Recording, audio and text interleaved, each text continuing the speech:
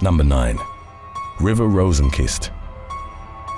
Shortly after closing hours on December the 29th of 2021, a maintenance worker at Florida's Naples Zoo entered an unauthorized area of the facility. He crossed the fence barrier and put his arm through the fencing of a tiger's enclosure. The 26-year-old man, identified as River RosenKist, proceeded to either pet or feed an 8-year-old Malayan tiger named Echo.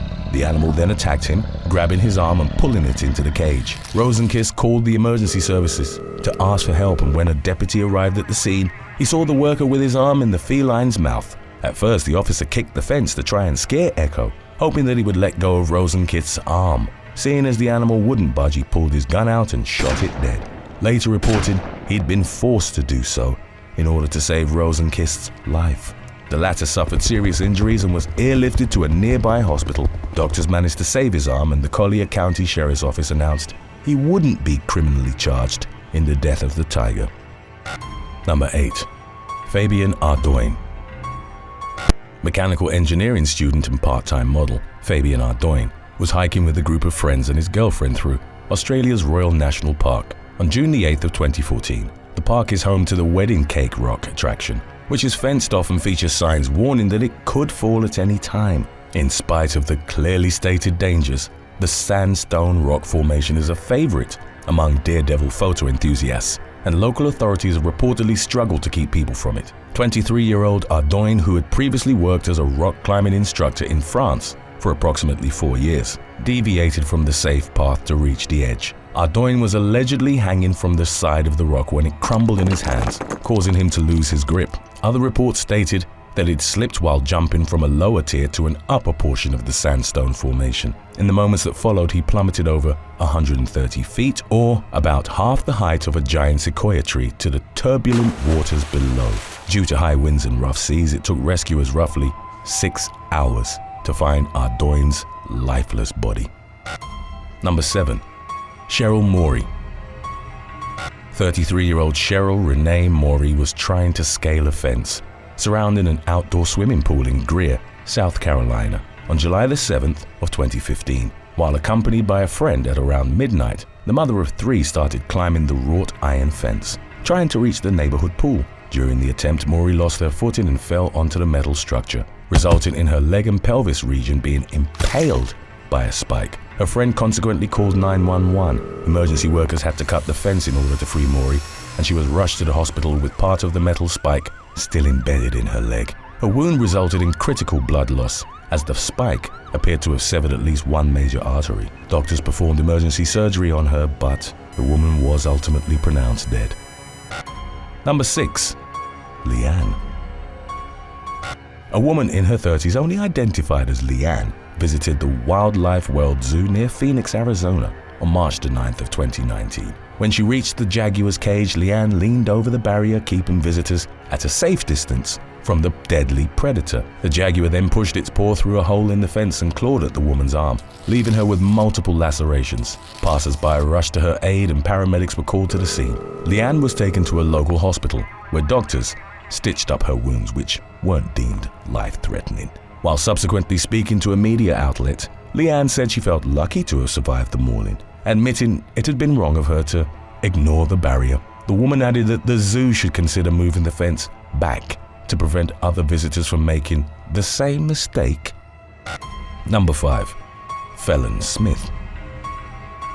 On June the 27th of 2019, Felen Smith was at the 69th Street Red Line station in Chicago, Illinois, while on her way to retrieve some papers from her downtown office. As she was waiting for the train, Smith dropped her cell phone, which tumbled down the train tracks. The 37-year-old woman climbed down to pick it up, ignoring the warning sign telling riders to stay off the railway. Smith was on the tracks for only 17 seconds before being fatally hit by the Chicago L train. Following the woman's death, her family asked for the adoption of a Felen Smith Act, requiring train stations to install guardrails, more warning signs, and bigger staffing numbers. Surveillance footage released later in the investigation showed that the train's operator hadn't been paying attention to what was happening in front. Approximately 12 seconds before the accident, he'd been looking out the window and making hand gestures at the ongoing traffic. After the video surfaced in the media, he was fired for violating guidelines regarding train operations.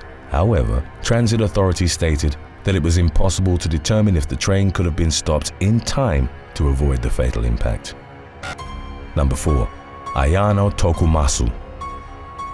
20-year-old Japanese woman Ayano Tokumasu was visiting the Niagara River on August 14th of 2011. Tokumasu, who was a student at a Toronto language school, climbed up on the railing to get a better look at the Niagara's famous waterfalls. After stepping up to the barrier, the young woman lost her balance and fell into the water almost 80 feet upstream from the brink of Horseshoe Falls. Tokumasu was swiftly carried by the current and swept over the precipice, which stands at over 180 feet. Emergency workers searched the area with boats and helicopters in an effort to find her body, which was eventually retrieved several days after the tragic incident by the Niagara Parks Police. Andrea Smith and Jason Watson, a Canadian couple vacationing in the area, were reported to have inadvertently been captured in the same photo with Tokumasu moments before she suffered the fatal fall. The photo, picked up by multiple media outlets, showed the young woman in the background after she'd already climbed up the stone ledge on which the barrier sat.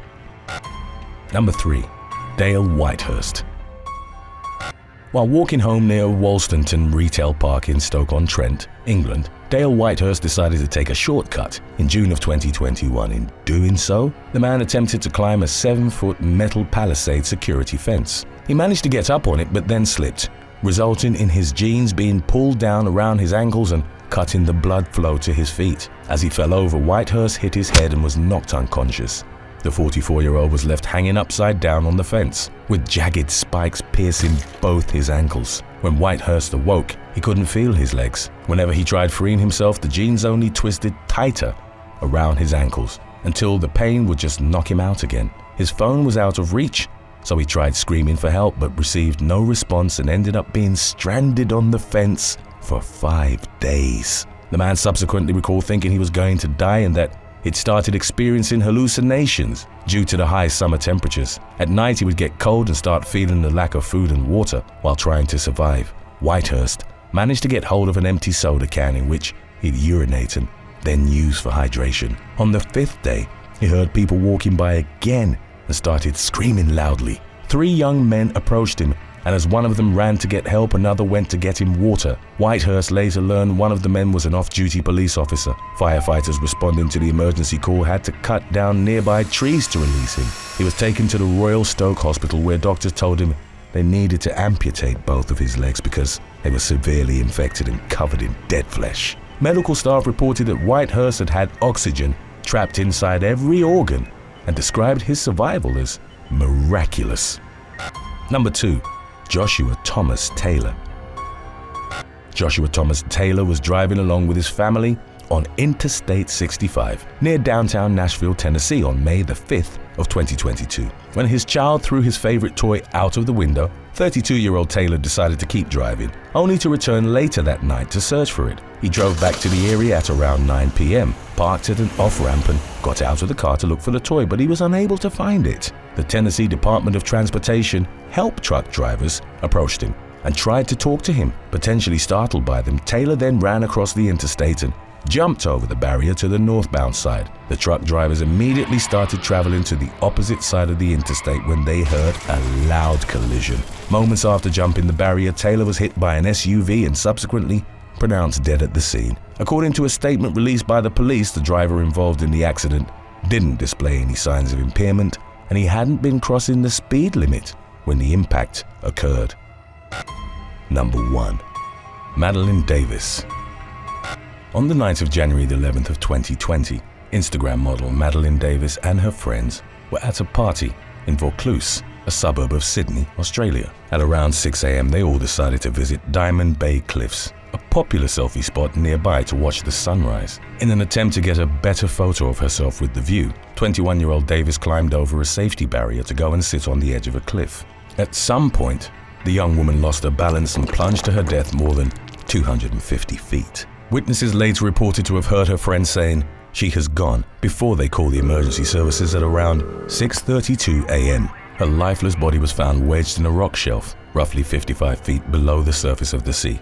Police didn't suspect foul play in the incident, and a coroner recorded a verdict of misadventure. Further investigations revealed that Davis had a mix of alcohol and drugs in her system. The coroner noted that the substances had likely impaired her balance and decision-making. Number 8. Sam Ballard. In 2010, an Australian man developed a severe and debilitating illness after eating a live slug on a deer. 19-year-old avid rugby player Sam Ballard was drinking with several of his friends at a home in Sydney when they spotted the slug crawling on the patio. It was then that one of the teens initiated the deer to ingest the mollusk, which Ballard accepted. In the days that followed, he began complaining of intense pain in his legs, which was initially suspected as multiple sclerosis, by which his father had also been afflicted. Shortly after, Ballard had revealed that he'd eaten the slug. Doctors told his family that he developed a disease involving the parasitic worm Angiostrongyllus cantionensis, also known as the rat lungworm. It's typically excreted by rats and then consumed by other animals, infecting them as well. Ballard had inadvertently contracted the infection, but unlike with rats, the parasite doesn't complete its life cycle in humans. Its larvae therefore don't pass through the digestive tract and can end up in the brain, where they can become lodged. Not long after he'd been diagnosed, Ballard slipped into a coma which lasted roughly 420 days. He came out of it a paraplegic and requiring 24-hour care, but friends and family reported that the infection hadn't impaired his mental faculties. In November of 2018, more than 8 years since he'd been dared to eat the slug, Ballard succumbed to his illness and passed away at Hornsby Hospital. Number 7. Jonathan Louis Bergos. On January the 10th of 2019, Las Vegas police responded to reports of a shooting in the 200 block of West New York Avenue, where they subsequently found 36-year-old Jonathan Louis Bergos. The man was in critical condition after being shot in the head. He was pronounced dead roughly 30 minutes later, and an investigation would trace the incident back to the theft of his motorcycle. Bergos, whom his sister reported had a passion for tinkering with motorcycles, had recently learned about his stolen vehicle's whereabouts. The theft had allegedly been carried out by 25-year-old Kayla Byron, a woman with whom he'd frequently clashed in the past, and her associates. Bergos and several companions, including his girlfriend, got in a pickup truck and went to retrieve his stolen property. He was confronted by Byron upon his arrival, and an argument broke out between them. As Bergos was walking his motorcycle towards the pickup truck, Byron allegedly kept a short-pumped shotgun pointed at him.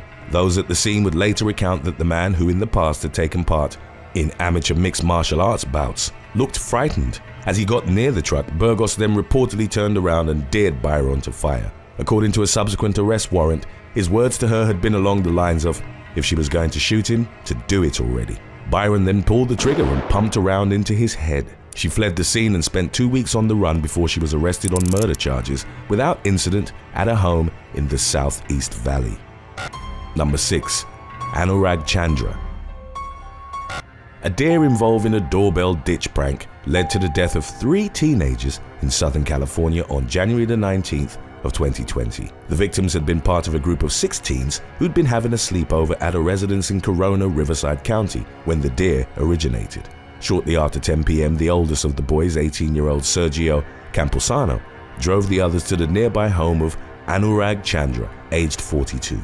One of them then went to the front door and rang the doorbell several times before running back to the idling Toyota Prius, in which Camposano and the others were waiting. The latter then sped off, but Chandra, enraged by the prank, chased after them in his 2019 Infiniti Q50. Looking back on the incident, Camposano remembered that he and his friends were terrified as Chandra barreled towards them at high speed and then started nudging their car with his Q50. Chandra ultimately rammed into them, causing the Prius to spin out of control and slam into a tree on the side of the road. 3 of the teens, including Camposano, survived with moderate to major injuries from which they recovered to varying degrees in the aftermath. The other 3, identified as Daniel Hawkins, Jacob Ivascu, and Drake Ruiz, were killed in the crash. Chandra was arrested a few hours after the accident and subsequently charged with 3 counts of murder and 3 counts of attempted murder. As indicated by updates on the matter, his trial date was set for April of 2022. Number 5. Death of Kevin Bennett. In the early hours of August the 17th of 2012, 3 teenage boys were involved in the fatal beating of a homeless man in Liverpool, England. 17-year-old Connor Doran, his younger brother Brandon, and their friend Simon Evans found Kevin Bennett sleeping rough outside a supermarket. The older of the Doran brothers reportedly dared Evans to attack him by allegedly saying, "I bet you haven't got it in you to do him in." While Brandon acted as a lookout, Evans started kicking the defenseless man repeatedly, inflicting critical injuries. It's unclear if Connor joined him in the attack, but he would later be identified as the leader of the pack. 6 days after the senseless beating, which was captured by surveillance cameras, Bennett died in a local hospital. Connor, Brandon, and Evans were arrested and ultimately sentenced to minimum terms of 12, 6, and 8 years in prison. Also convicted was Connor and Brandon's mother, 42-year-old Linda. She was jailed for 30 months after being found guilty of perverting the course of public justice by trying to fabricate alibis for her sons. The prosecution would argue that a portion of the responsibility for the killing had rested on Linda for what was described as a total lack of parental guidance, support, and upbringing. In October, another son of hers, 23-year-old Ryan, was sentenced to life imprisonment for murder after attacking a stranger with a bottle in a takeaway shop. Number 4. David Dow. Roughly 10 days after he was dared to eat a gecko at a Christmas party in early December of 2018, an Australian man succumbed to a devastating salmonella infection at Brisbane's Mater Hospital. Father of 3, David Dow was described by his friends as a man who would never back down from a challenge. Partygoers would later report seeing him eat the lizard on December the 1st. Within a few days, he became extremely sick, with symptoms that included him being severely bloated and unable to hold down any food. Paramedics were called to his home and initially believed that 34-year-old Dow had an upset stomach, or that his symptoms were the effects of excessive alcohol consumption during the party. Allegra, Dow's partner of 15 years, pleaded with them to take him to the hospital. It was there that doctors diagnosed him with salmonella, which they initially believed he'd contracted from uncooked chicken prior to learning about the gecko ingestion. Salmonella, a foodborne bacteria type, usually results in patients going through days of diarrhea, stomach cramps, and fever. In Dowell's case, however, the infection was much more aggressive. His body became swollen with fluid, particularly in the lungs, stomach, and testicles, which had reportedly grown to the size of grapefruits as he had begun to rot from the inside out. He passed away while in surgery on December the 11th. In the wake of his death, Dowell's family criticized the hospital for what they believed to have been a lackadaisical approach to the severity of the man's condition, but a coroner determined he'd been provided adequate care. Number 3. Tiernan Darnton. In the early hours of May the 28th of 2018, an elderly British woman was found trapped and unresponsive at her home in Heysham, Lancashire, which had caught fire. 94-year-old Mary Gregory's screams had alerted her neighbors. First responders extracted her from under a table inside the smoke-filled bungalow and rushed her to the hospital. She died a few days later on June the 1st from what was determined to have been smoke inhalation and pneumonia. An investigation by the county's fire and rescue services established that the most probable cause for the blaze had been a dropped cigarette, and a verdict of accidental death was recorded. Within weeks of Gregory's death, her step-grandson, Tiernan Darnton, revealed what he referred to as his darkest secret during a game of truth or dare. He'd told 2 friends that he'd used the lighter to ignite Gregory's curtains, thereby triggering the fire that ultimately ended her life. He tried to justify the killing as an act of mercy, claiming that he didn't want her to suffer from dementia anymore. His friends, however, believed the story to be a fabrication and didn't report it. Police reopened the investigation in 2019 after Darnton again confessed to killing his step-grandmother during a counseling session. He reportedly admitted to having started the fire and told the counselor that others knew about it and could incriminate him. Further evidence connected him to the killing, including drawings of the bungalow's floor plan, as well as internet searches made after the fire. They included, "I'm a murderer," "I'm a monster, and I'm going to hell," and "urge to kill again." 21-year-old Darnton was eventually sentenced to life in prison with a minimum of 15 years served. Number 2. Philip Evans. In March of 2016, an Englishman was given a sentence of 3 years in prison after he'd pleaded guilty to manslaughter, following an incident in which he'd killed his friend with a single punch. 25-year-old Patrick Ryan and Philip Evans, aged 42, were drinking at a property in Wednesfield West Midlands, in October of the previous year. Evans, who was known to become more boisterous when inebriated, dared Ryan to punch him.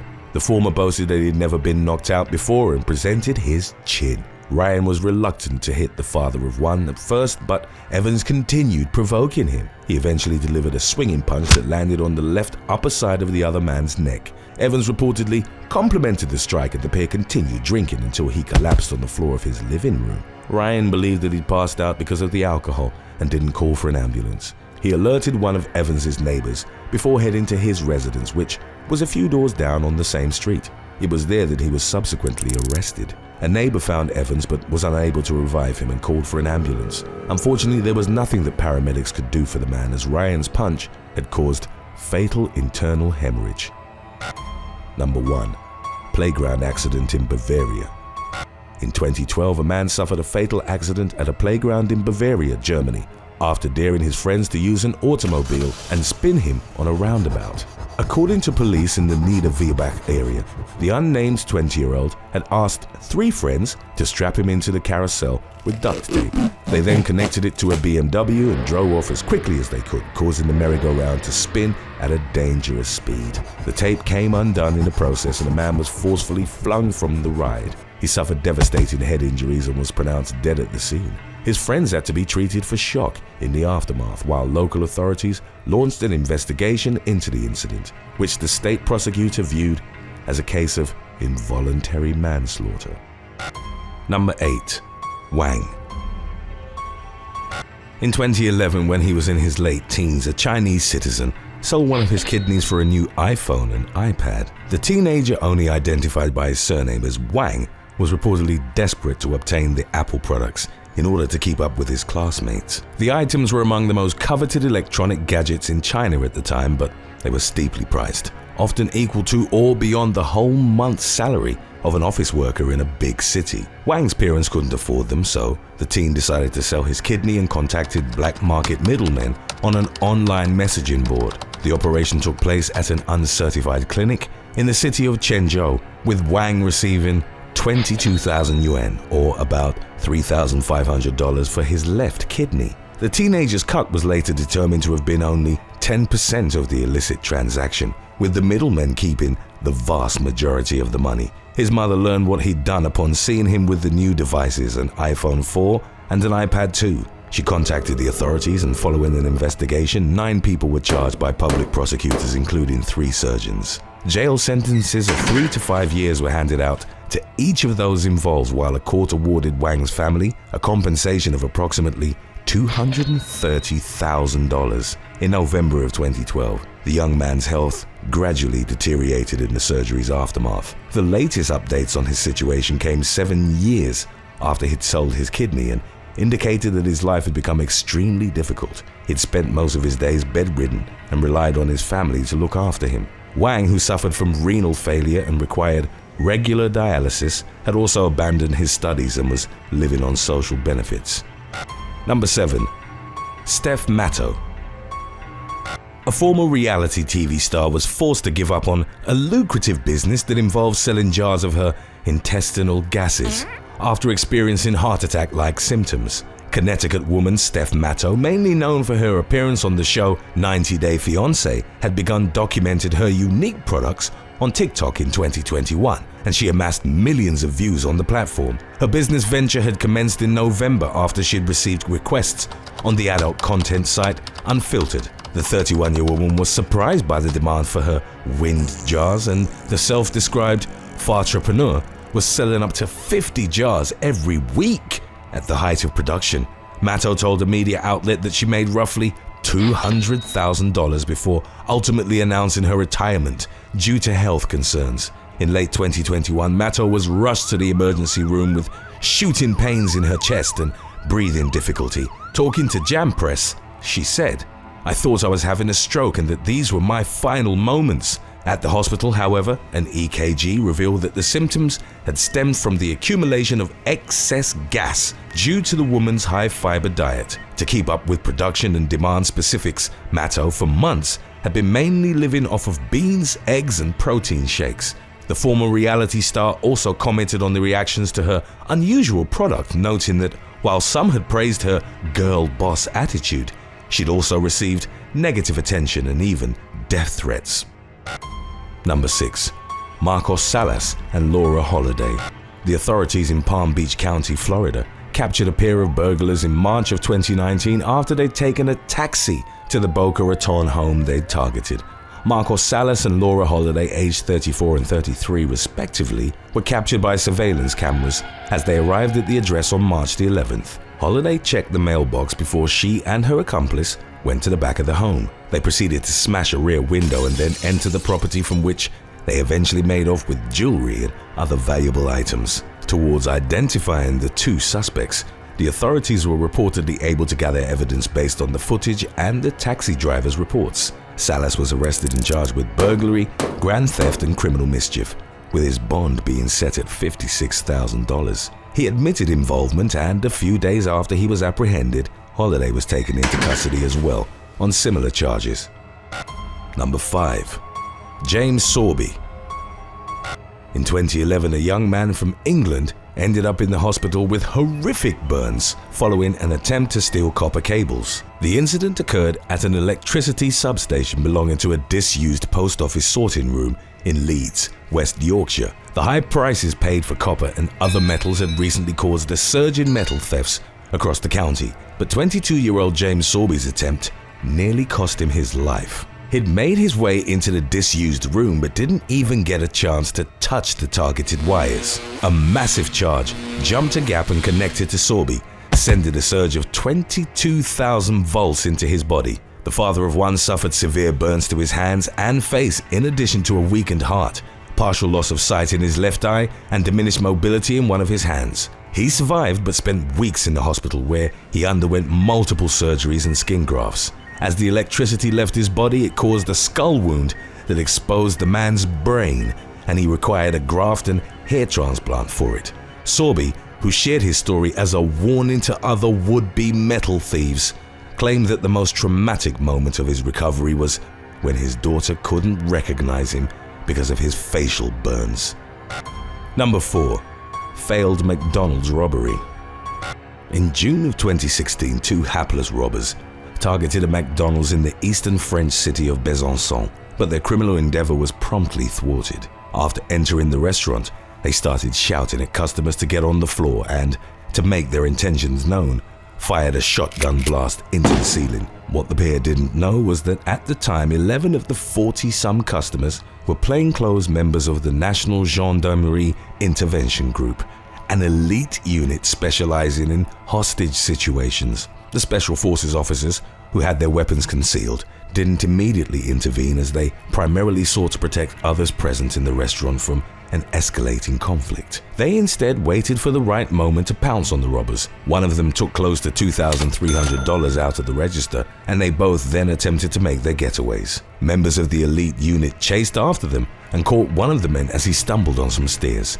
After immobilizing him, they fired warning shots at the other robber, ordering him to stand down. The man took aim at them with the shotgun, at which point one officer responded with a neutralization shot to his abdomen. The robbers, both reported as being in their mid-20s, were known to local police. They were taken to the hospital and subsequently charged with armed robbery.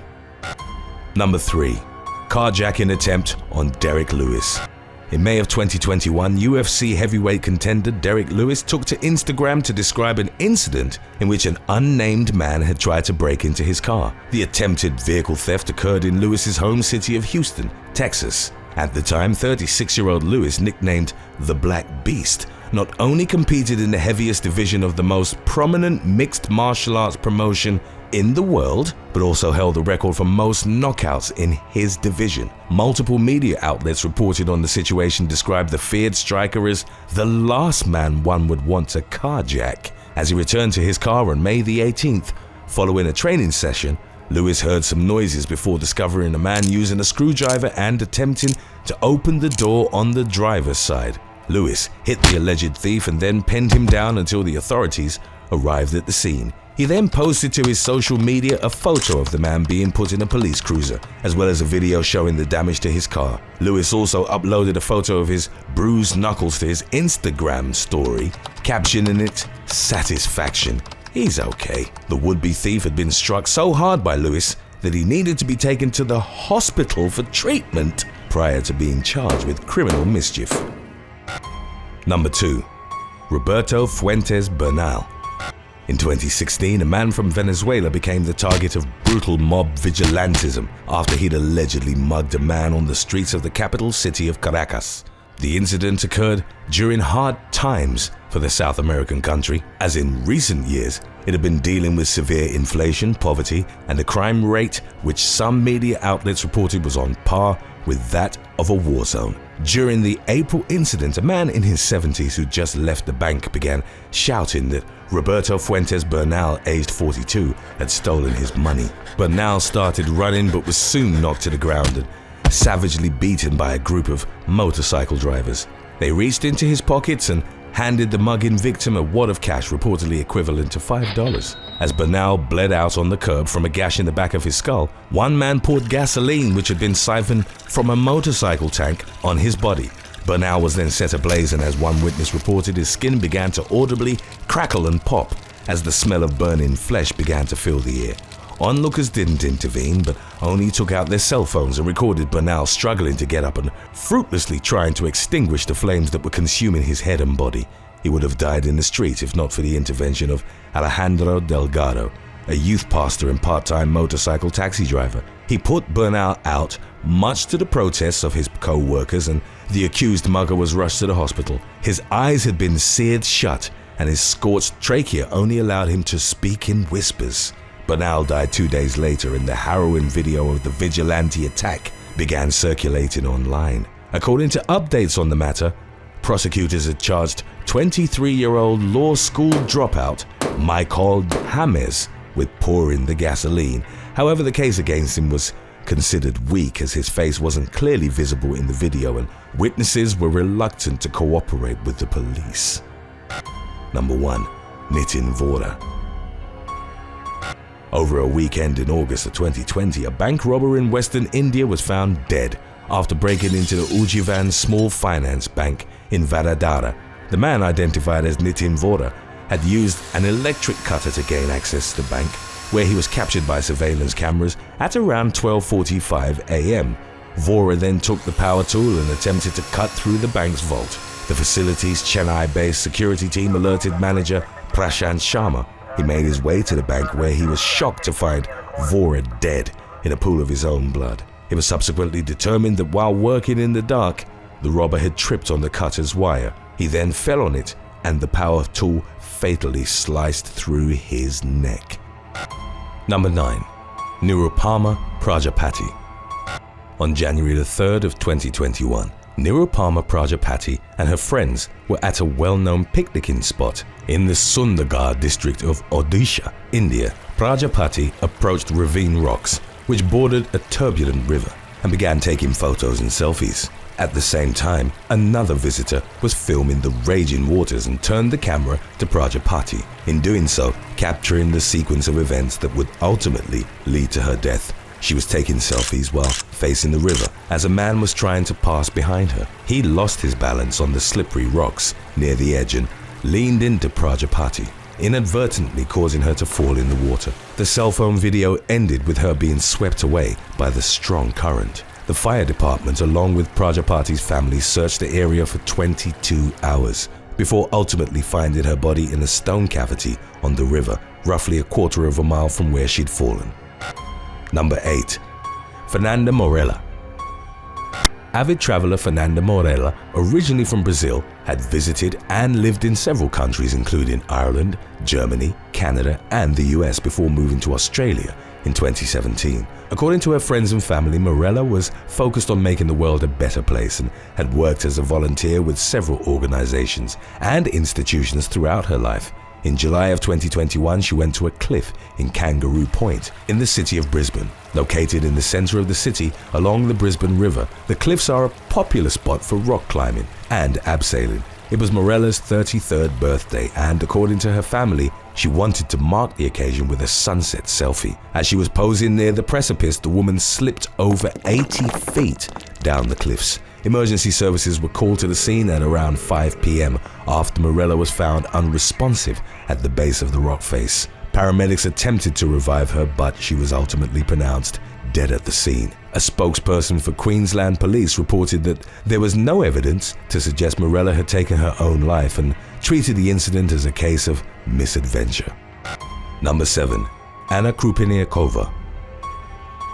In 2015, a young woman suffered a fatal accident while taking a selfie on a bridge in Moscow. 21-year-old Anna Krupeniakova and several of her friends were traveling on a sightseeing bus to celebrate the 19th birthday of someone in their group. The vehicle stopped by a bridge and they decided to take a break and capture the sights of the Russian capital. Krupeniakova, a tourism graduate who in a few weeks would have celebrated her own birthday, wandered away from the others and leaned with her back against a fence while holding the camera in front of her. Unfortunately, her support gave way and she plummeted roughly 40 feet, a height greater than that of a telephone pole. One member of the group, only identified as Anton, told a media outlet that he heard someone say Anna fell down and initially thought it was a joke. He realized the tragic reality upon seeing people gather to the side of the bridge. Krupeniakova suffered critical injuries from which she didn't recover. Local authorities launched an investigation to determine the accident's circumstances, including if Krupeniakova had been intoxicated at the time and if there were maintenance issues with the railing against which she'd leaned. Number 6. Zoe Snokes. In the fall of 2021, a Belgian woman fell to her death from a cliff in the province of Luxembourg while on a road trip with her husband. Jori Jansen told a media outlet that since the onset of the pandemic, he and his wife, 33-year-old Zoe Snokes, had begun driving through Europe in their camper van. The couple, traveling with their 2 dogs, would take photos of the landscapes they encountered along the way. On the day of Snokes' accident, the couple had reportedly awoken early to take photos of a vertical rock face that rose high above the Ortho River near the village of Nadrin. At the time, Snokes was posing on the edge of a cliff. She told Jansen, her high school sweetheart, who she'd married in 2012, to look out for the dogs. The man did so and estimated that he'd lost sight of his wife for only a few seconds. When he turned around again, she'd vanished without a trace. Jansen remembered hearing no scream or sound to indicate what had happened to his partner, and he tried calling for her, but to no avail. Jansen then attempted contacting the emergency services, but he had no network, so he rushed to a nearby hotel for help.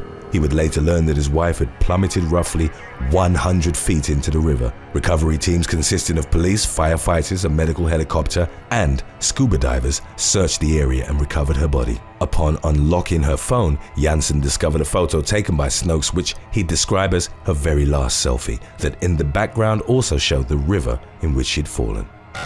Number 5. Ashok Bti. In September of 2017, an Indian man was fatally trampled by an elephant after he'd attempted to capture a selfie with the wild animal.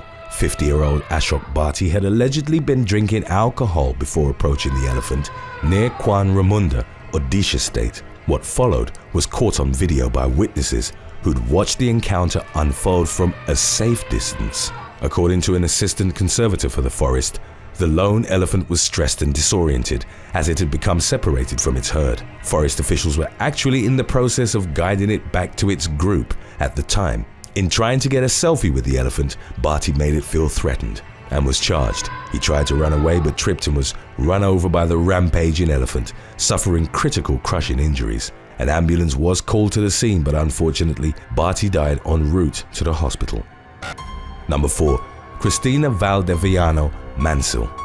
33-year-old Christina Valdeviano Mansell died on November the 2nd of 2021 following a fall that occurred while she was attempting to take a selfie from a viewpoint in the city of Punta Arenas in Chile's southernmost administrative district of Magallanes and Chilean Antarctica. Mansell went to the Cerro de la Cruz observation deck, a popular lookout spot in the area, after parking her car on a street nearby.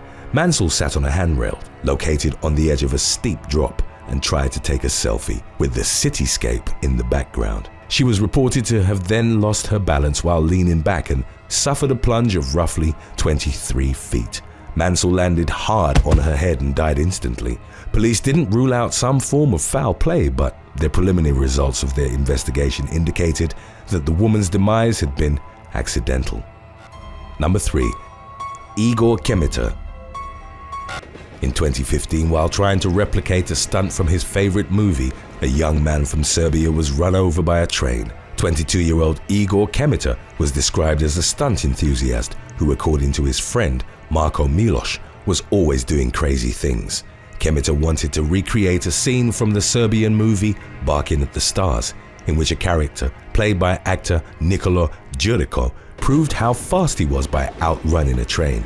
Miloš reported that Kem had planned to take a selfie in front of the moving vehicle to act as proof of the stunt. Local police told media that he'd begun to run alongside the railway track with his phone in hand as the train passed through the village of Lakarak, near the northern town of Sremska Mitrovica. He was then struck at full speed and died on the spot. Details of how the stunt had gone wrong remained unspecified, but the authorities did, however, report that Kem had tried to take a selfie in the moments leading up to his death. Number 2. Andrei Retrovetsky. Russian extreme selfie enthusiast Andrei Retrovetsky would often climb to the top of tall buildings and structures to take daring photos that he'd subsequently upload to his social media. For his latest stunt, Retrovetsky, who was in his late teens, had planned to take a photo while hanging from the side of a building in the city of Vologda in September of 2015. It was meant to make him look as though he'd fallen from the roof, but the teenager had used a rope to secure himself.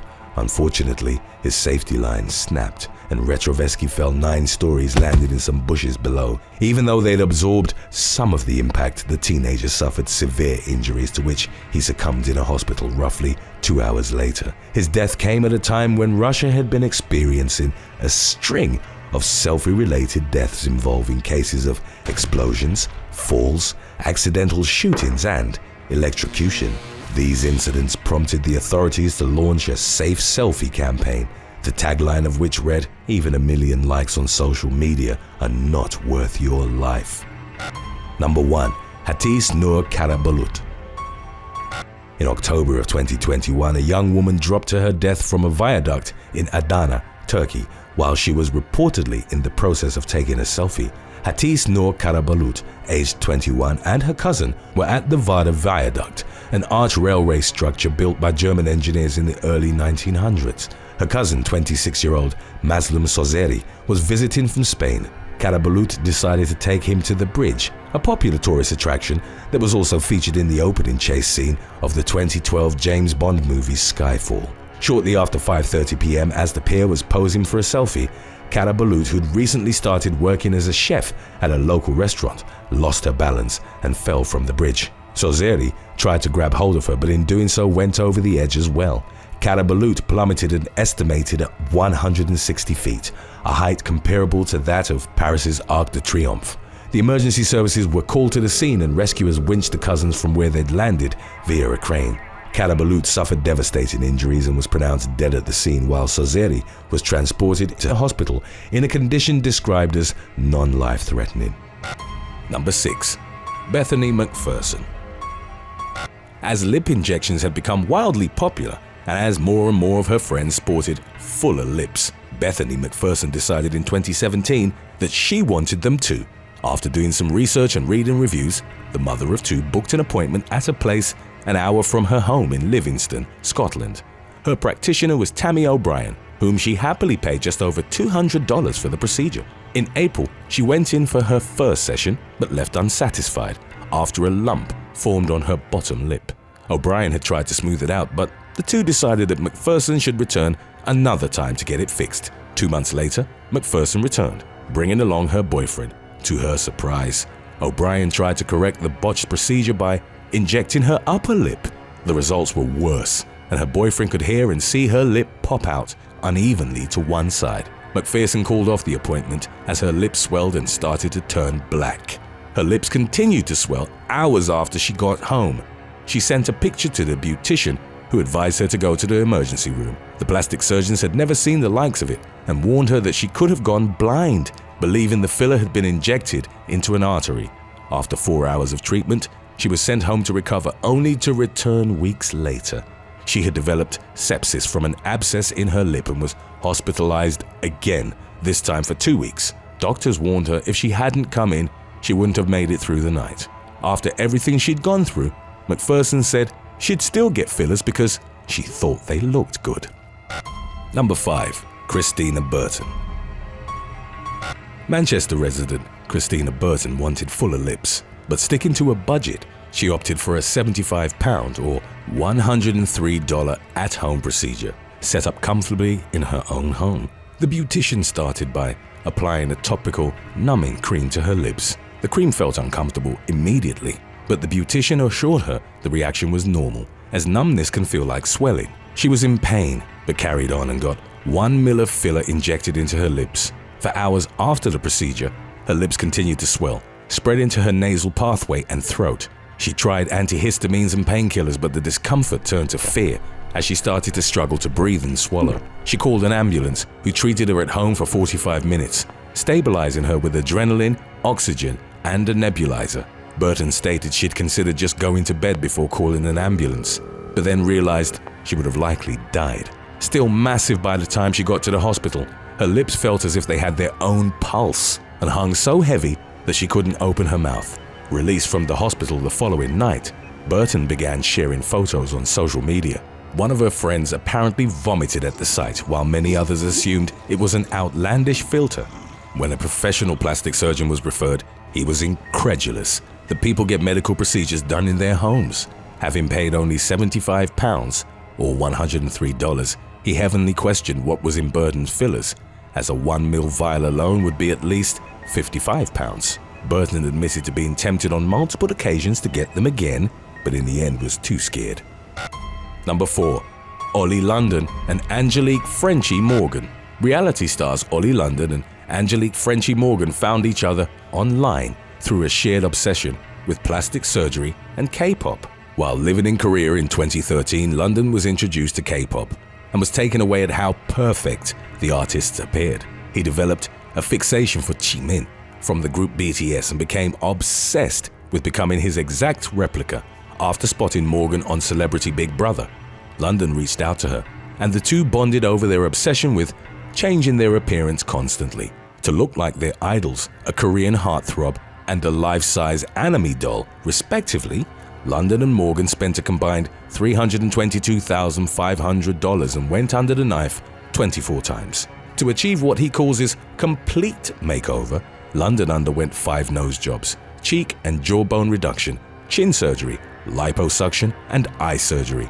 Desiring his whole life to revolve around Jimin, he both wanted to look like him and had a crush on him. It was so accentuated that London went on to marry a cardboard cutout of him in Vegas in front of an Elvis Presley impersonator, subsequently describing it as the best moment of his life. Morgan admitted that at first she had been quite jealous of the cutout, but that they grew to share it, claiming their obsession with plastic surgery had made their relationship stronger, not harder. On her end, she had 3 procedures to her breasts, 2 nose jobs, permanent lip filler, and numerous rounds of Botox. According to updates on their ongoing obsession, Morgan said they planned to continue having surgery and that she was about to spend $50,000 on 5 more procedures. Number 3. Amber Luke. Born with blonde hair and fair skin, Amber Luke from Brisbane, Australia, hated the way she looked growing up. She suffered from low confidence and depression until the age of 16, when she gave herself an at-home tattoo. The first tattoo started a 9-year-long transformation where Luke took back control of her appearance through tattoos and piercings. She spent over $120,000 on 600 tattoos, 13 piercings, plastic surgery, and multiple body modifications. She had a butt lift, breast augmentation, 600 tattoos, 13 piercings, and had her tongue split twice. Her most dangerous procedure by far was tattooing her eyeballs with blue ink.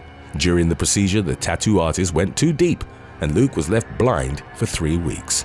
Changed to a striking, unnatural blue, she believed her eyes to have been the most drastic change to her body.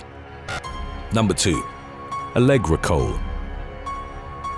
In 2018, 44-year-old social media celebrity and model Allegra Cole went on the popular TV show Botched to even out her lopsided breasts. She admitted to self-inflating her implants with saline solution until they grew to 4,600 cc and weighed 20 pounds. It was neither the size nor the weight that bothered Cole, as she was there to achieve symmetry and specifically asked Dr. Terry Dubrow and Dr. Paul Nassif not to reduce them in any way. Cole got her first breast implants at the age of 33. She started with 800 cc's and remembered getting an onslaught of compliments and a confidence boost. But 800 cc wasn't even close to the size she desired, and she financed her next set of implants by using a website where men offered to pay for the procedure. Cole got another set put in, bringing her total up to 1,700 cc. Despite waking up from the surgery feeling like an elephant was on her chest, Cole admits the feeling made her feel good and got what she refers to as boob greed. She wanted to do it again and go even bigger. Craving more control over her breast size, she found a doctor with a solution that would allow her to go bigger. The doctor gave her a tissue expander in which she could use saline solution to grow her own implants. Within 5 months, she'd more than doubled them in size to 4,000 cc, describing them as the cutest weight vests you've ever had. She began to go to the gym regularly to keep her upper body and core strong enough to hold them up. The more they expanded, the more lopsided they became. But she managed to regain their symmetry and their 54-inch circumference. While many refer to her case as an example of plastic surgery taken too far, Cole loved her implants, which earned her the attention of 1.4 million followers on social media. Number 1. Jordan James Park. Branded as Britain's lip king, Jordan James Park has had a staggering 50 procedures to plump his look.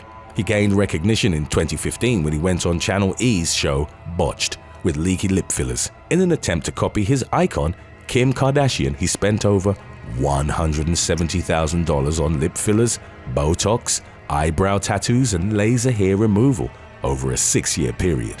On top of fixing his leaking lips, the self-proclaimed addict asked for the doctors to give him a smaller nose despite admitting that he could barely move his face.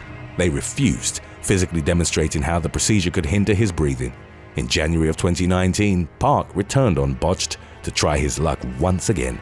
Doctors Paul Nassif and Terry Dubrow were shocked at how much his face had transformed in just a few years. Park ended up thanking the doctors for advising him to ease up on fillers, but then asked them if they could give him liposuction and a 4th nose job. He attempted to persuade them by saying he was experiencing breathing issues, but acknowledged they were most likely caused by previous procedures. To Park's horror, they told him more liposuction would likely make his stomach looser, and fixing his nasal canal would require making his nose wider. Once again, Park was refused by the celebrity doctors and was strongly advised against any future procedures. Not heeding their advice, he later traveled to Turkey to get bum implants. What he got instead was breast implants, which ruptured, leaked, and caused a gaping hole in his backside. He was later diagnosed with necrosis and was warned he likely would have died of sepsis had they been left in longer. Still not put off, he decided to just book a different clinic for his second bum lift. Number 9. Tara Reid. An it girl from the 90s to the early 2000s, Tara Reid was a highly sought-after actor, often filling the roles of the beautiful girl next door. After amassing huge success in highly popular films such as The Big Lebowski and American Pie, she all but disappeared from the big screen after 2 botched surgeries in 2004. She went in for liposuction and a breast augmentation, but neither was successful.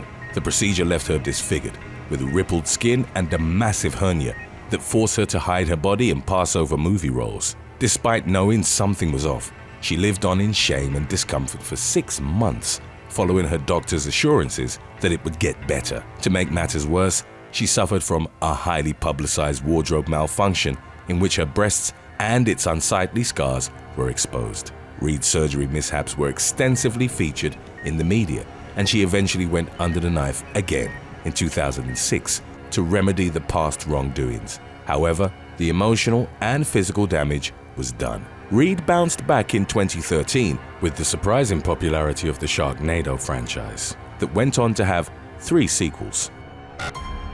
Number 8. Joan Rivers. One celebrity that was open and honest about all the work she had done was Joan Rivers. She started making adjustments to her face in college when she had her nose shaved thinner. She was known for her self-deprecating humor and reached international fame as a comedian for making fun of fellow celebrities. But she was also known for her face and its constant evolution of different shapes and proportions. Rivers' face crept past the phase of plastic and teetered on puffy when she unfortunately died at aged 81 in a botched routine surgery on her throat. In a memoir written by her daughter after her death, it was revealed that she'd had a total of 348 procedures that stemmed from constant dissatisfaction with her looks and a sense of being less than. Number 7. Farah Abraham. Plastic surgery frequenter Farah Abraham had the shock of her life after a botched lip injection. Right from the start, she knew something was off when the anesthesia didn't work and she could feel every painful prick. After suffering what was clearly a bad reaction, her upper lip puffed up and distorted her face. She spent the night in hospital, but the ordeal far from changed her opinion on plastic surgery, which she regards as one of her passions. The reality star posted pictures of her swollen face and lips across her social media to cause a laugh and to bring attention to the potential complications that could happen to anybody. Although the ordeal was frightening, she is still a proponent of cosmetic and plastic surgery and intends to pursue a job in the industry. Since 2012, she's had a rhinoplasty, a chin implant, lip work, and 2 breast augmentation operations, but admits she'll probably stick to fillers in the future. Number 6. Mickey Rourke. In the early 1980s, Mickey Rourke was a young rising star in Hollywood, twice winning awards for Best Supporting Actor. With soft, feminine features combined somehow with a rugged manliness, he was compared to heartthrobs James Dean and Marlon Brando. The actor was always open about his unease with fame and, in the early 1990s, quit acting to become a professional boxer. By 1994, he was so battered and broken that he quit and returned to Hollywood. Changes in his appearance did not go unnoticed, and the rumor mill churned as strong as ever. Despite evidently engorged cheeks, Rourke denied claims of plastic surgery. Then in 2009, he came clean and admitted to going under the knife, but as a necessity to put his face back together after his short-lived boxing career. But the foray into plastic surgery didn't stop, and his appearance continued to change until he became practically unrecognizable. He has remained tight-lipped about any procedures, but doctor and hair transplant surgeon Hala Elgmati provided her professional take. In her opinion, although overdone, the work done had not been botched. With absolutely no lines marking his forehead, she strongly believed the Botox work probably caused permanent paralysis of the muscles. In addition, she saw signs of lip, chin, and cheek injections, as well as at least 1 neck and facelift. Dr. Elgmati wasn't the only person to call his new look jarring when considering the extreme changes in the proportion and ratio of his facial features. Number 5. Bert Reynolds. A name often found on doctors' lists of the most disastrous plastic surgeries is that of Bert Reynolds. Reynolds was a Hollywood superstar in the 1970s and 1980s, known for his rugged good looks and statement mustache. He was a sex symbol and American icon, titles which he presumably hoped to hold on to with a little enhancement. Bert Reynolds always denied getting significant work done, but as his body aged and wrinkled, his face did not. After a public appearance at a party in 2012, his face appeared so pulled back and stretched that another partygoer described it as looking painful. Reynolds did admit to 1 operation on his eyes, which left them looking sunken and drawn in. Celebrity plastic surgeon Alex Cardis theorized that the tight, plastic appearance of his face was most likely due to getting a facelift with incredibly sun-damaged skin. Sadly, Reynolds passed away from a heart attack in 2018. Number 4. Josn Wildenstein. American socialite Josn Wildenstein has acquired what can be best described as a unique look, but has denied ever going under the knife. Despite her claims that her high cheekbones come from her Swiss heritage, plastic surgeon experts around the world disagree. The media often refer to her as Catwoman and speculate that she spent upwards of $5 million to achieve the final look in a reported bid to win her ex-husband back. She ultimately got engaged to fashion designer Lloyd Klein, who fully backed her up, claiming she has always looked the way she did and got compared to Brigitte Bardot constantly. Coincidentally, Lloyd's face also changed ever so slightly since the pair had met. Wildenstein's ex-husband, who died in 2008, was outspoken about her procedures, but she boiled it down to a smear campaign as a result of their bitter divorce. Regardless of the truth, Jocelyn reportedly found peace by accepting she had nothing to prove, leaving the public to come to its own conclusions. Number 3. The Bog Danov Twins. Despite their appearance in later years, the Bog Danov Twins entered the small screen in the 1970s as boyishly handsome heartthrobs. They were massively popular TV presenters with their own science fiction series. They reportedly underwent their first procedure in the early 1990s, and it looks like they haven't stopped since.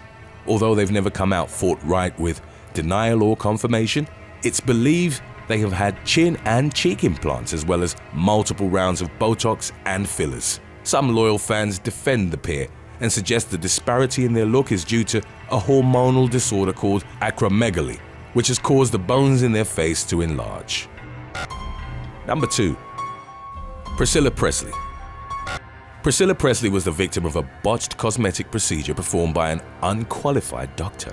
The man in question was Daniel Serrano, popular among celebrities for throwing lavish injection parties at $500 per dose. He claimed his injections were better than Botox, but in fact, they were filled with low-grade industrial silicone, used primarily on auto parts. The injection caused the off-putting changes in Priscilla's face and caused lumps, holes, and paralysis in some fellow victims. She went to get more corrective surgeries to try and remove and replenish what had been lost. The Argentinian doctor wasn't even licensed to practice medicine in the States and was found guilty of conspiracy, smuggling, and use of unapproved drugs. He served 18 months in a federal prison before being deported. Number 1. Pete Burns. Coming from a childhood of trauma and isolation, Pete Burns, the frontman of popular 1980s band Dead or Alive, turned to plastic surgery in the face of fame. His very first procedure, a nose job, left it too crooked to even support sunglasses. Yet he wasn't put off. He continued to have over 300 more procedures with varying amounts of success. Although he was able to drastically change his appearance as he'd intended, he had to pay in spades with his health. In 2002, he suffered another botched procedure, this time with lip fillers. His lips swelled up 18 inches and caused an infection that left him with holes in the skin, which would seep yellow pus. As the infection worsened and spread around his body, the permanent lip fillers spread around his face. The huge amount of medication he was on further wrought havoc on his immune system and caused near-fatal blood clots and embolisms, hospitalizing him for 10 days. He sued the doctor and won over $600,000, but over the next 2 years, it all had to be filtered back into over 200 corrective procedures. Pete's mental health also took a toll from the traumatic experiences, and in the following years, he struggled. By 2014, he had spent his fortune on plastic surgery and had to file for bankruptcy. 1 month before his death, in 2016, he appeared on Channel 5's Celebrity Botched Up Bodies and talked openly about his relationship with plastic surgery. Referring to himself as Frankenstein, he likened getting surgery to buying a new sofa and admitted every inch of his body had gone under the knife except the soles of his feet. Whether to be taken humorously or as a tragic summarization of his suffering, he stated, "I hope when I'm 80 that I get to heaven. God doesn't recognize me." He passed away at the age of 57. Number 7. Alexander Lofgren and Emily Henkel. In April of 2021, a couple went missing in California's Death Valley National Park at a time when temperatures in the region reached a maximum of 100 degrees Fahrenheit. Alexandra Lofgren and Emily Henkel, aged 32 and 27 respectively, were both described as experienced campers. As an army veteran who'd served in Afghanistan, Lofgren was reported to have dealt with harsh environments in the past. The couple had failed to return from their camping trip for Easter dinner on Sunday and was reported missing on Tuesday, April the 6th. An extensive search operation was launched and their Subaru SUV was found the following day. Inside the vehicle there was a note which read, 2 flat tires, headed to Mormon Point, of 3 days worth of water. While making the arduous trek towards their destination, the couple encountered a 70-foot cliff and waterfall. As Lofgren looked for a way down, he lost his grip and fell from the rock formation, suffering fatal injuries. Henkel tried to reach him and had made some progress on the waterfall part of the way, but she too eventually plummeted, breaking her ankle. In the days that followed, she worked to survive in the remote area until both she and Lofgren were found by a rescue helicopter on April the 8th. Because of the rugged terrain, they could only be extracted the following day at about 11:30 a.m. Lofgren's body was taken to a coroner for further investigation, while Henkel, who survived, was transported to a hospital. Number 6. Owen Lewis.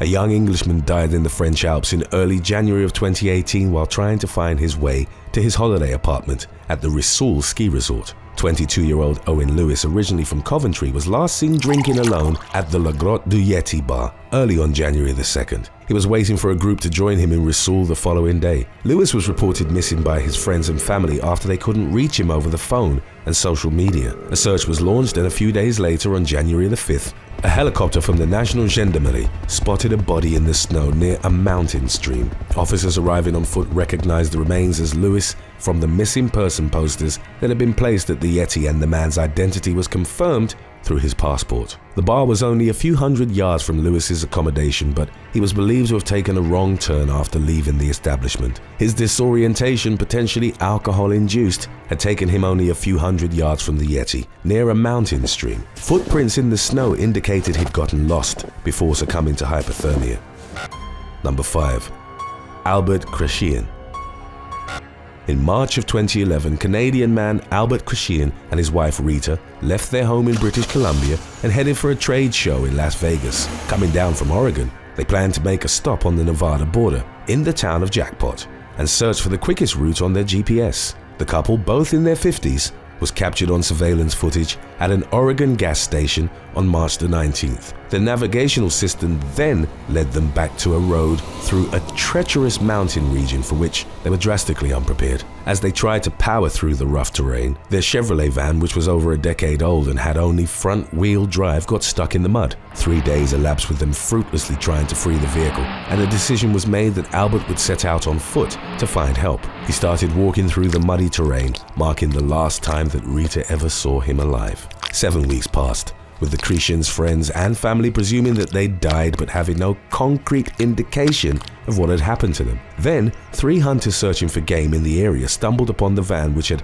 colorful blankets draped from the windows to attract attention. Inside, they spotted Rita, alive but severely weakened. They alerted emergency services, and a helicopter airlifted the woman to a hospital, where she received treatment and subsequently recovered. Over the course of 7 weeks, she'd survived by eating boiled sweets, trail mix, and drinking water from a stream. She was forced to ration her dwindling supplies, losing 20 to 30 pounds in the process. Search and rescue crews scoured the area in the aftermath but found no trace of Albert. His body was discovered roughly 18 months later and identified through the business cards found on his body. He was within 6 miles of Mountain City, but his GPS battery had likely failed and he began walking too far uphill in deep snow, before eventually dying from exposure to the elements. An Elko County Sheriff's deputy described Albert as a courageous man for having made it as far as he did. Number 4. Spiridon Vinokurov.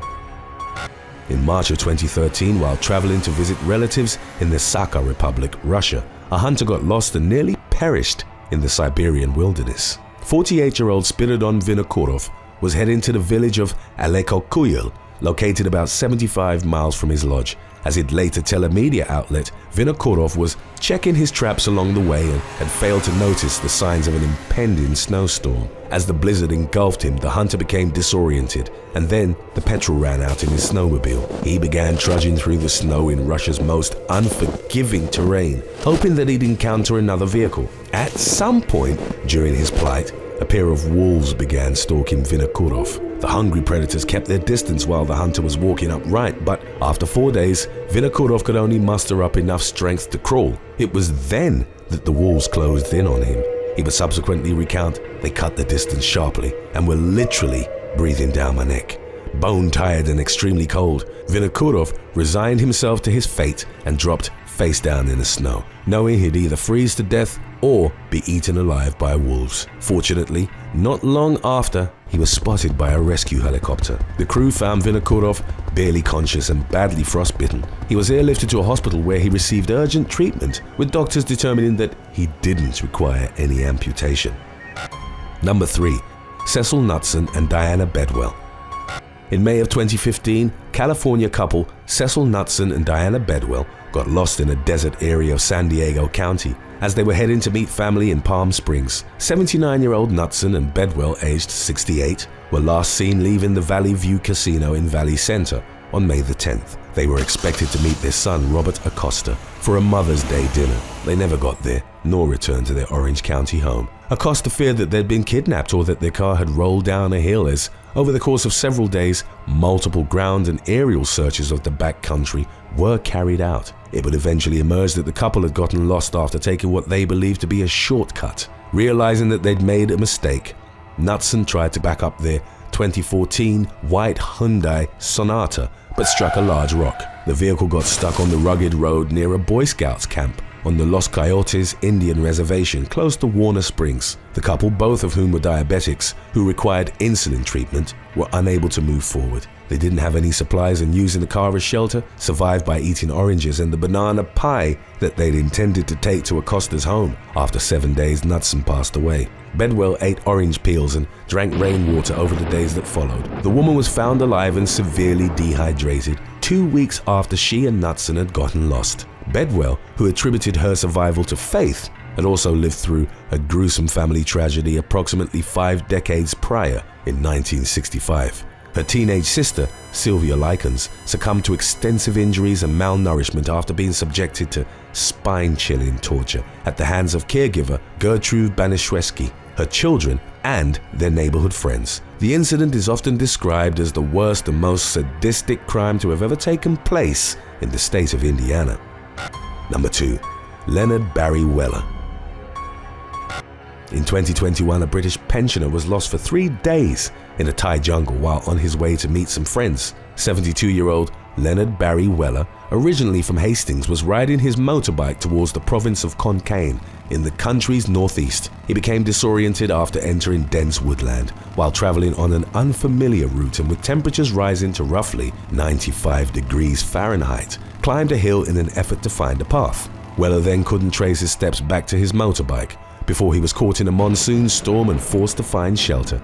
He ate nothing for 3 days as he pressed onwards and tried to walk his way out of the jungle, which is known for dangerous fauna including bears and venomous snakes. Weller survived by drinking water from puddles while using a piece of grass as a straw. His wife, 49-year-old Tawi, alerted the authorities after not hearing from him, and a search party was sent out. A local hunter eventually found Weller lying on a leaf bed with no shoes on. The expat was recorded emerging from the jungle unshaven with an open shirt and his legs covered in cuts. International news outlets shared a video of the emotional moment in which he was reunited with Tawi. Weller praised his rescuers and tearfully stated, "I'm wonderfully happy. I've never been so happy in my life." Number 1. Adrian Knops. A Michigan hunter survived for a week in the Alaskan wilderness in the fall of 2013 as he was battered by storms with no shelter or warm clothing and only 4 granola bars for sustenance. The trouble began roughly 3 days into the hunting trip, on which 51-year-old Adrian Knops was accompanied by Garrett Hagan, aged 24. They'd sailed a 50-foot boat up the Chickamin River, moored up and went ashore in a small skiff. At some point, Hagan shot an 800-pound grizzly bear. The pair skinned it and placed the meat on the small watercraft. Knops remained behind while Hagan took it back to the larger vessel. The latter never returned, and his body was found 11 days after they'd separated, roughly 30 miles away. It's believed that he drowned while trying to get to the boat. With the skiff gone and with most of his equipment on the main boat, Knops was stranded in dire circumstances. Swimming back to the vessel in the frigid waters would have resulted in him freezing to death. Additionally, no one would be looking for him since the trip was meant to last for 7 more days.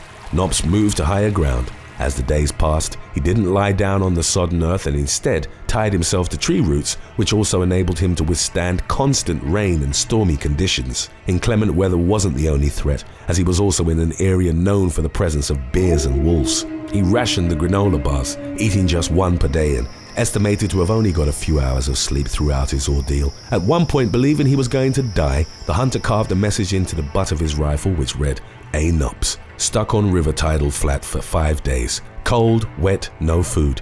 Garrett Hagan, Craig, AK died, taking Big Bear to boat 9/15/13. The boat in which he'd arrived eventually broke its mooring and floated away, but was subsequently spotted by a Coast Guard helicopter. Rescuers found Knops on the brink of death with swollen joints and fingers. He survived but suffered nerve damage that rendered him unable to walk long distances without resting. Number 7. Scott Shepard.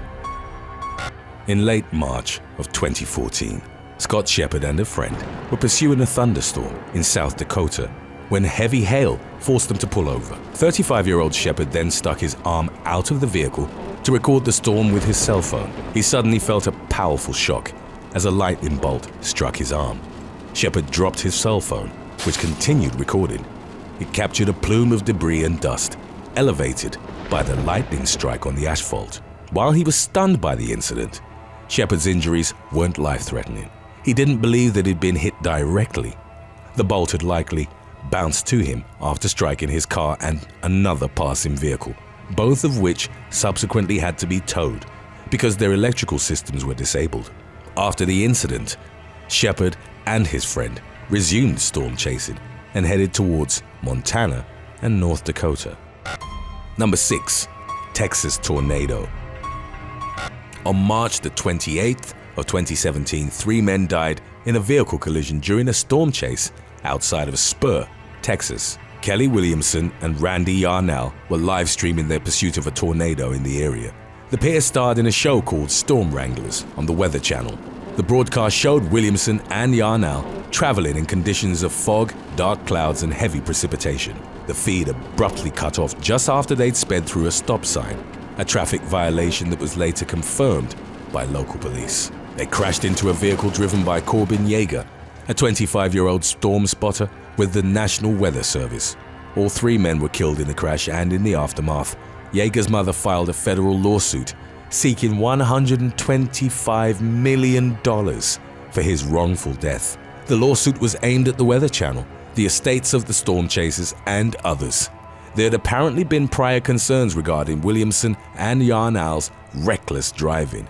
Weeks before the fatal crash, the channel's producers had reportedly received a text message from an unnamed storm chaser, warning them that their driving was putting others at risk. Number 5. Bill Merrickell. On March the 13th of 1990, Bill Merrickell, a cameraman for an Oklahoma TV station, was shot while pursuing a tornado outbreak outside of Lindsay. Merrickell was driving the news van, accompanied by a reporter. They'd stopped at an intersection when another car pulled up across from them. According to local authorities, 2 shots were fired from the opposing car, one of which struck Merrickell in the chest. He was taken to the hospital in critical condition but ultimately survived. 4 suspects, who remained unnamed, were arrested following a short chase with the police. There was speculation that Merrickell and his fellow journalists had inadvertently stumbled upon a drug deal, but the sheriff's office described the case as a random shooting. Number 4. Dale Sharp.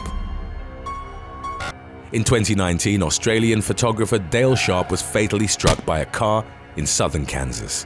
While on a storm chasing trip, the 36-year-old was driving on a highway near Harper.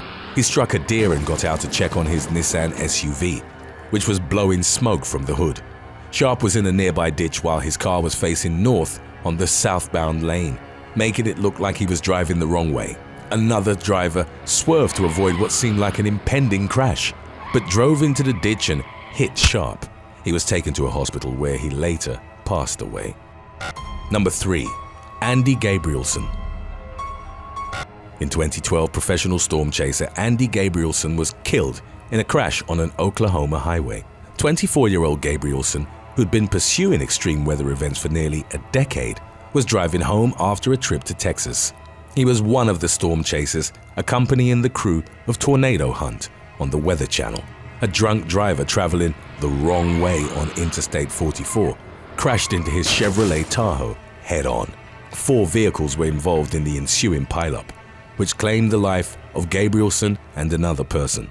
According to the Weather Channel, throughout his extensive storm chasing career, he'd witnessed more than 200 tornadoes and driven over 220,000 miles, which is almost equivalent to the distance between the Earth and the Moon. Number 2. El Reno tornado. The largest tornado ever recorded occurred on May the 31st of 2013 over the rural areas of central Oklahoma. Known as the El Reno tornado, the mammoth event had a maximum width of 2.6 miles, meaning it was equivalent to roughly 45 football fields. 55-year-old Tim Samaras, founder of the TwistX Tornado Research Project, was in pursuit of it, looking to gather scientific data.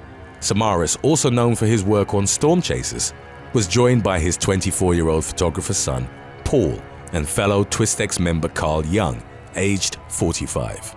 The men were inside a Chevrolet Cobalt in the region of the tornado known as the Bear's Cage.